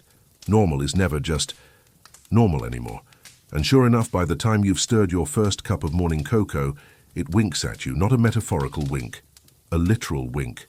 Tiny eye, marshmallow iris, smug. You drop the mug. It sizzles. Then evaporates, not spills. Evaporates. You turn slowly. Muffin Laura is already holding a spoon in both hands like twin daggers. Her eyes are wide. You made the cocoa, didn't you? You blink. I stirred it. With cinnamon. A beat of silence. Then she gasps. They're back. You really wish she'd clarify who they are. She doesn't. Instead, she runs to the cupboard, pulls out a scroll marked with chocolate stains and sealed with a coffee bean. She blows off the dust. The crew gathers. On the scroll, a single symbol.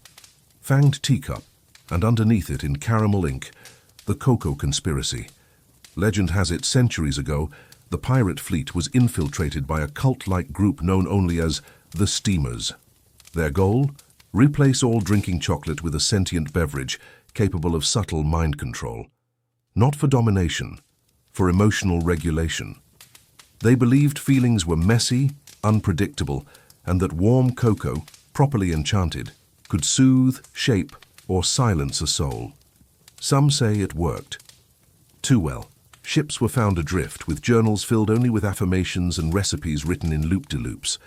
Crews that once sang war songs began hosting guided cuddle sessions, and then the cocoa turned.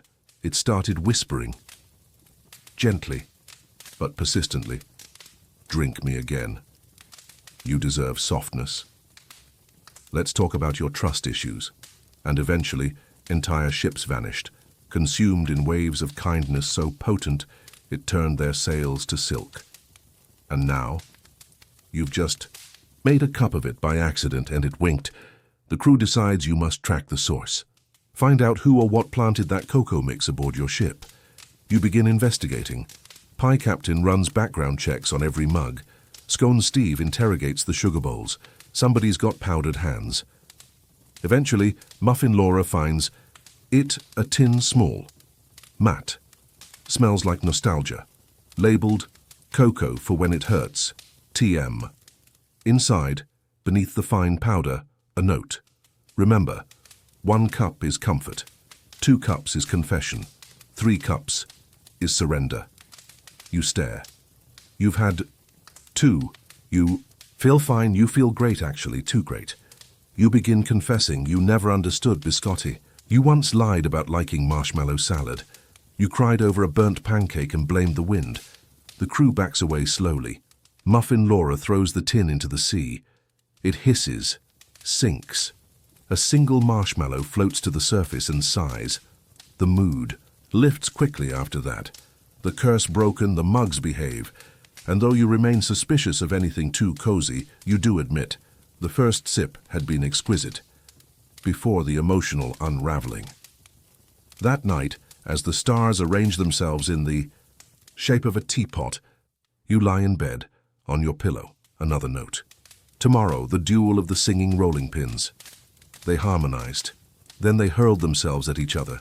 You blink, you mutter, no more hot drinks, then smile and sleep, warm, not from cocoa, but from knowing your crew has your back. Even when your beverages have intentions, you're awoken by singing, not birds, not crewmates. Rolling pins, 2 of them, spinning slowly in the middle of the deck, harmonizing in perfect falsetto. Ooh, butter me up and flour me gently.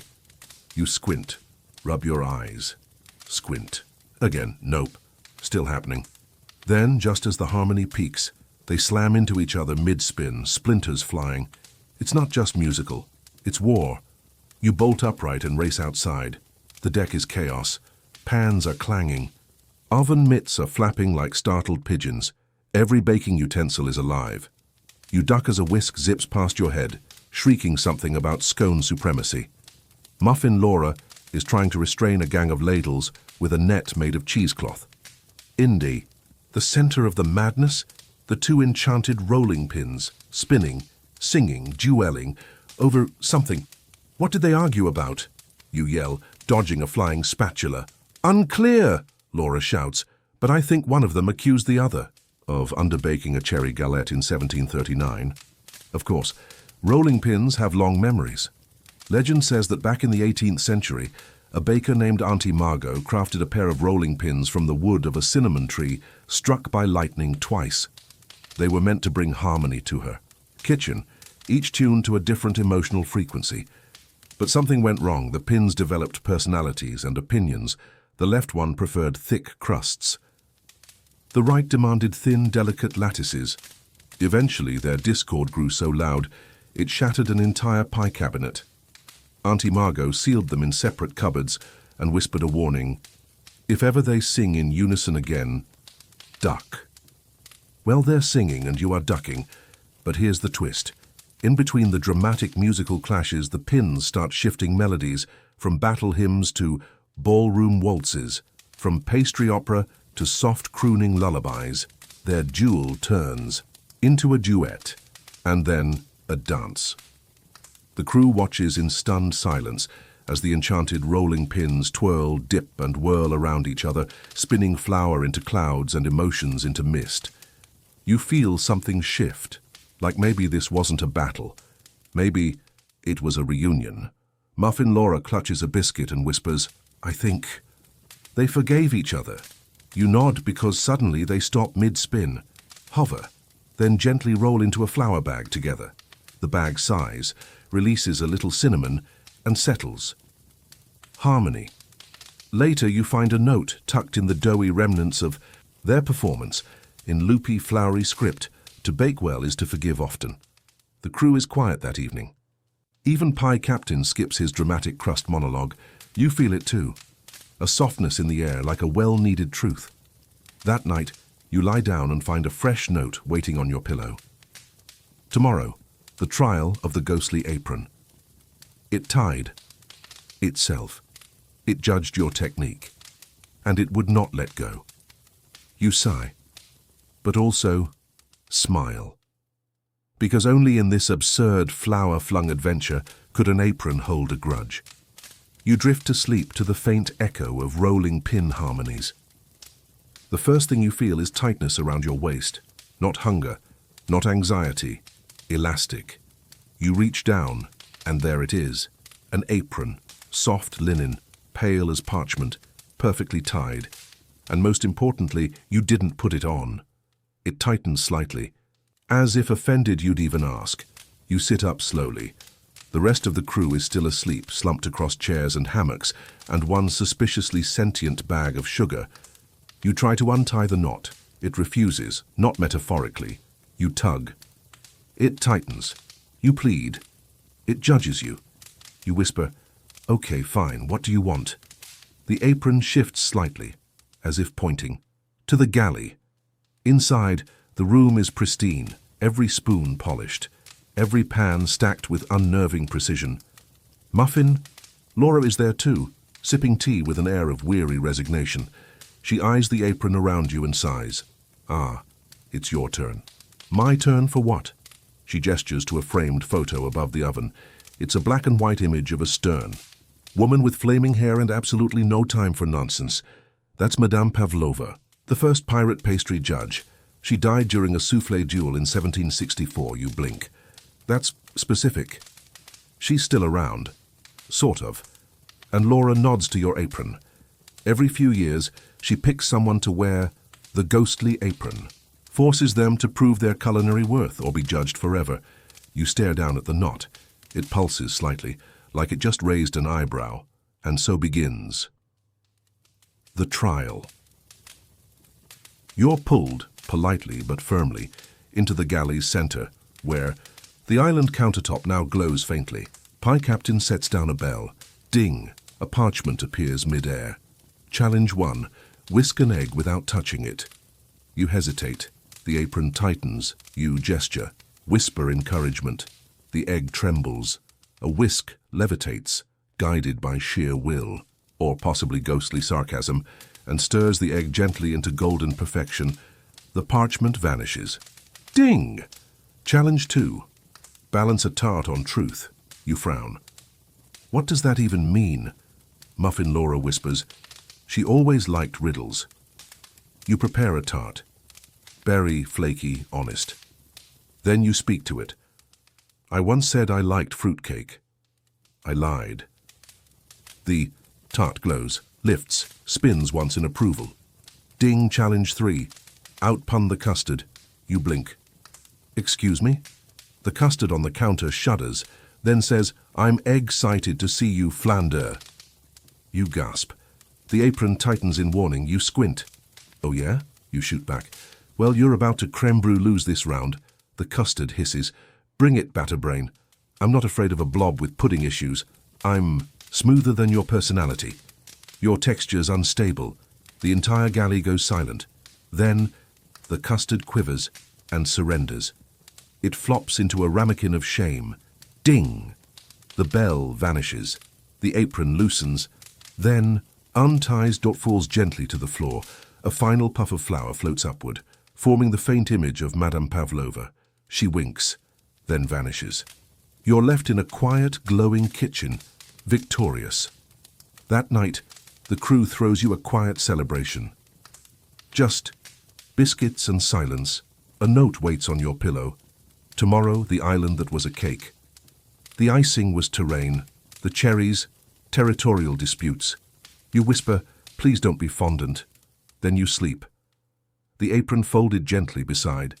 Your bed no longer judging, just watching. You awaken to birdsong, sweet, airy, and slightly frosted. You sit up slowly and peer over the ship's railing.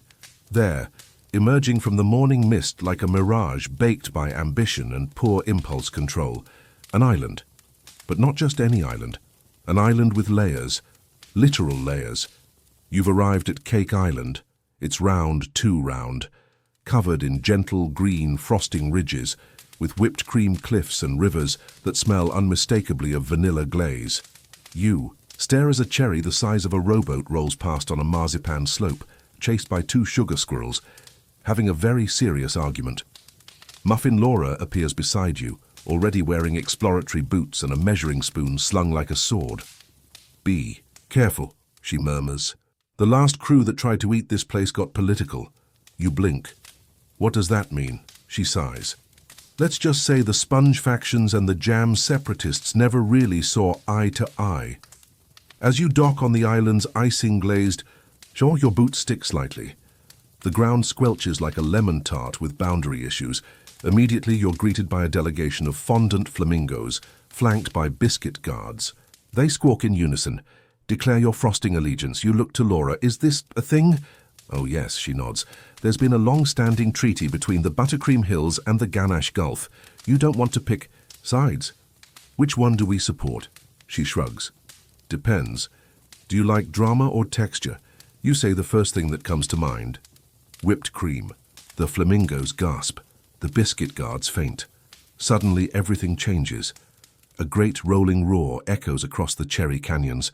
From the summit of the island, a towering peak of stacked sponge cake, descends a mighty creature, the elder eclair. 12. Feet long, pastry shell glistening, eyes filled with ancient custard wisdom. It sniffs you once, then speaks. You dare enter the Treaty of Tears? You open your mouth, realize you don't understand the question, and instead whisper, "We come in pie-see." The eclair blinks, then sighs. You're lucky. I'm allergic to confrontation. The E. Elder Eclair explains. This island was once a celebratory cake, a gift baked by rival baker pirates to end the desert wars of 1752. Each faction contributed a layer. But over time, territorial disputes broke out. The red velvet layer felt underrepresented. The lemon sponge staged a protest. The ganache base refused to support any additional tiers. Eventually, the island split, emotionally, not physically, and became a floating monument to unresolved pastry politics. And yet, the elder murmurs, hope remains. He gestures toward the center, a table set for tea, surrounded by chairs made of cinnamon sticks and shortbread. An empty seat waits for you. Settle the debate, he intones. Decide. Is jam a topping, a filling, or an identity? The crew gasps. You sweat. The wind whispers, choose wisely. You close your eyes and speak from the heart. Jam and his emotional infrastructure. Silence, a pause. Then, a cheer. The cherries bounce. The fondant flamingos form a conga line. The ground trembles as the cake layers fuse slightly, just enough to show unity without losing personal space. The Treaty of Tears, reborn. The elder Eclair bows. You have brought context. That night, back aboard the ship, you lick the last traces of frosting from your sleeve. On your pillow, a note.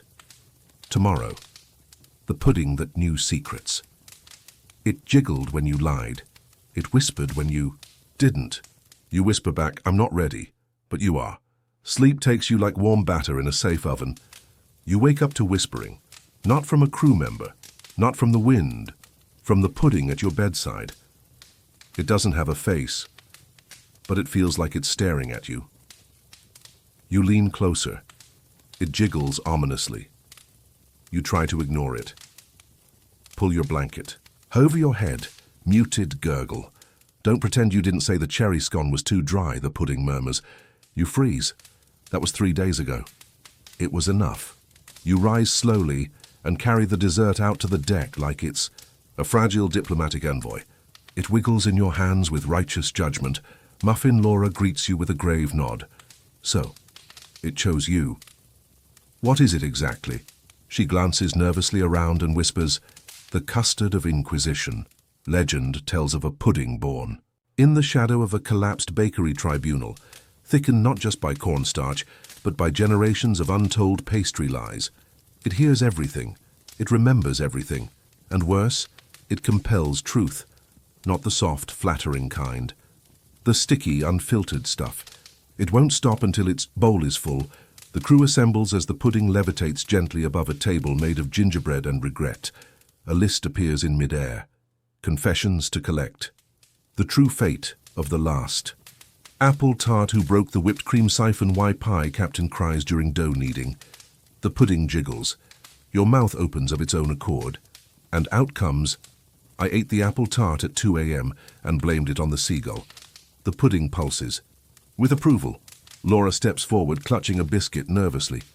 I sabotaged the siphon because I thought it looked smug. The pudding sighs, satisfied, then turns to Pie Captain. He clenches his jaw, whispers, it reminds me of my mother's hands. She kneaded like she meant it. The pudding quivers once, then settles. You think that's it? But then, it turns. To you again, wobbles, waits. What now, you ask, gently exasperated. And in the smallest whisper yet, it says, what do you fear? You go still. The crew leans in. Even the usually stoic ladle leans in. You close your eyes. I fear, you whisper, that this will all end and I'll forget how it felt to matter even in the weirdest crumb-covered ways. Silence. Then, a shimmer. The pudding glows, then begins to melt, softly, like it forgives you. It pools into the table and leaves behind a single bite of caramel. Warm, honest, quiet. That night, no one speaks much. The ship floats gentle on the waves. A note waits on your pillow. Tomorrow, the final bake-off beneath the moon. Everything leads here. The recipe, the rivalry, the rest. You press your head into the pillow. The caramel dissolves on your tongue, and for the first time, even your dreams taste honest. The moon is full, not metaphorically, utterly, perfectly, obnoxiously full. It hangs in the sky like a polished plate, casting a glow so bright it silvers the sails, glazes the waves, and makes even the most confident cookies feel underdressed. You. Rise from your hammock before dawn, no trumpet, no fanfare, just the deep knowing. Tonight is the final bake-off. The crew is already preparing. Muffin Laura sharpens her icing nozzles. Pie Captain has a war pastry bandana tied with trembling fingers. Even the usually aloof galley cat, Crumbs, dons a miniature. Apron and looks vaguely determined. You step onto the main deck. There at the center stands the ancient oven. Nobody built it. Nobody dares clean it. It simply appears, once every few years, when a pirate crew has proven their worth in flour, flavor, and emotional vulnerability. Its knobs glow faintly. Its door hangs open as if to say, bake me something worth remembering. A scroll unfurls in the wind. You catch it just before it flies off. Final challenge. Create a dish that tells the truth of your journey. It must not impress, it must not compete, it must reveal. You glance at the crew, they're waiting, not with pressure, but with quiet trust. You exhale and begin. The prep is slow, careful, almost meditative. You gather ingredients that meant something. A pinch of sea salt from the biscuit mutiny crumbs from the cake island that nearly went to war. A dollop of marmalade made during that sleepless night when nobody felt alone. The final whisper of the pudding that knew secrets. You fold them in two. A dough that resists structure but surrenders to warmth. You bake. It takes longer than expected. The oven does not rush. The moon waits. And finally, it's ready. You lift it gently onto the ceremonial plate. It's not grand, it's not pretty, but it's yours. A soft galette, flaky and imperfect. Inside, layered fruit, unevenly sliced. Some sweet, some tart. A little messy, a little gooey. Smells like the last 30 days of your strange, exhausting, somehow comforting life. You place it on the deck. The wind stills. The crew gathers around. And together, without a word, you eat. No one applauds. No one wins. But something settles in the air like a crust cooling after heat. You're not the same. They're not the same. Even the galley cat sighs, content. The ancient oven hums once, then vanishes. Later that night, in your cabin, a final note waits on your pillow. The handwriting is ancient, delicate, a little sarcastic, well done. Your journey is complete, but should you ever feel lost, follow the scent of cinnamon, we're never far. Madame Pavlova, you smile. Close your eyes, and for once you don't fear the morning. You drift, soft and slow, into sleep. Your breath deepens. Your mind stills. The waves rock gently beneath the hull. Someone hums in the galley. You can't tell who.